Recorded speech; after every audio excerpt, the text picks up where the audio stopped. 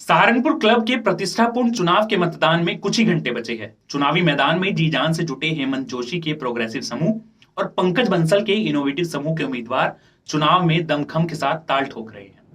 दोनों ही समूह अपने अपने समर्थकों के साथ सहारनपुर क्लब के सदस्यों से मुलाकात करने के साथ ही लगातार मीटिंग कर समर्थन जुटा रहे हैं।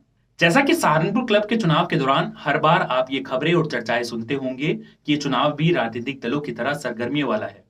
हालांकि ऐसा नहीं है, ये उससे भी ज्यादा महत्वपूर्ण है, क्योंकि यहाँ कोई आम मतदाता नहीं है, ना ही कोई ऐसा वोटर है जिसे बहकाया जा सके या कोई लालच दिया जा सके।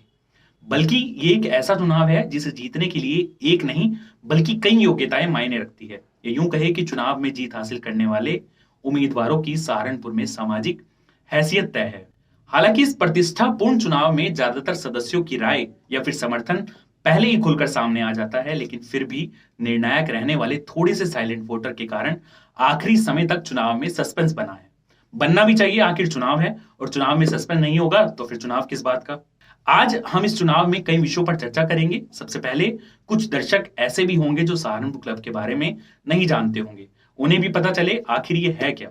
जी हाँ, सहारनपुर क्लब हमारे सहारनपुर के प्रतिष्ठित लोगों अर्थात शहर के उच्च दर्जे के पढ़े लिखे सामाजिक बिजनेसमैन और बड़े अफसरों को एक दूसरे से रूबरू होने, खेलने, मनोरंजन आदि का बहुत ही स्पेशल और सेफ प्लेस है। ये थोड़ी सी जानकारियां सहारनपुर क्लब के बारे में हमने आपको बताई। यहाँ का इस बार का चुनाव इतना रोमांचित क्यों हो रहा है, इस बार के चुनाव में किन किन के बीच मुकाबला है, इस बारे में भी चर्चा करेंगे। जानकारी के मुताबिक सहारनपुर क्लब की स्थापना आजादी के दौरान हुई थी, जिसके लिए शहर की प्रमुख हस्ती सेठ बलदेव दास बजोरिया ने जगह उपलब्ध कराई थी और विभिन्न गणमान्य लोगों ने जिले के अफसरों के साथ मिलकर क्लब की शुरुआत की थी।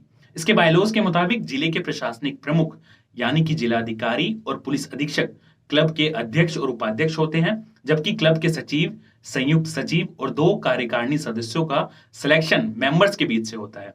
हालांकि मंडलायुक्त और डीआईजी क्लब के संरक्षक होते हैं।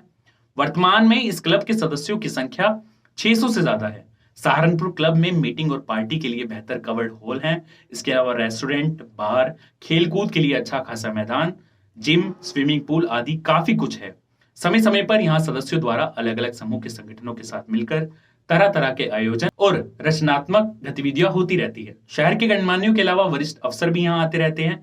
वर्तमान में सहारनपुर क्लब की सदस्यता के लिए यानी कि मेंबरशिप के लिए 3 लाख से ज्यादा का शुल्क देना पड़ता है, जबकि रख रखाव के लिए हर महीने 600 रुपए के करीब रकम चुकानी पड़ती है।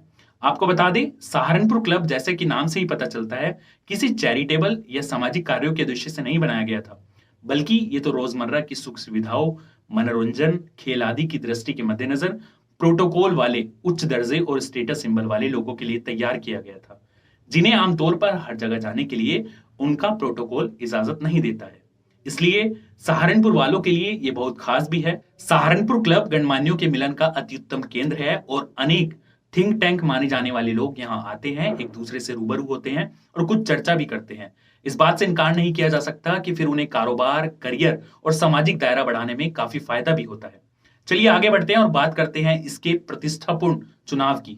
यहाँ का पदाधिकारी होना भी किसी सदस्य के लिए बड़ी अहम बात है, क्योंकि यहाँ का पद मिलते ही न केवल सभी सदस्यों से मान सम्मान मिलता है, बल्कि सुविधाओं का उपयोग भी इच्छाओं के अनुरूप होता है। साथ ही जिले के गणमान्यों के साथ साथ अफसरों से नजदीकियां और प्रतिष्ठा में 4 चांद लग जाते हैं, जो कि सार्वजनिक और सामाजिक जीवन के लिए काफी मायने रखता है, जिसे लड़ने के लिए उम्मीदवारों को कई बार सोचना पड़ता है, क्योंकि चुनाव जीतने से भी ज्यादा चुनाव लड़ने के लिए समर्थन की जरूरत होती है ताकि इज्जत बरकरार रखी जा सके।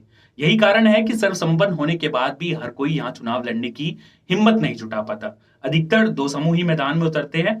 इस बार यूं तो सचिव पद के लिए 3 उम्मीदवार मैदान में हैं, लेकिन मुख्य मुकाबला 2 के बीच ही है। मतदान 15 दिसंबर को होना है, यानी कि परसों। चुनाव मैदान में कौन कौन से ग्रुप है, कौन कौन लोग चुनाव लड़ रहे हैं, इसकी अधिक जानकारी हम आपको अगली वीडियो में देंगे। आज की वीडियो आपको कैसी लगी, अपनी राय कमेंट बॉक्स पर जरूर दें। अभी के लिए इतना ही, धन्यवाद।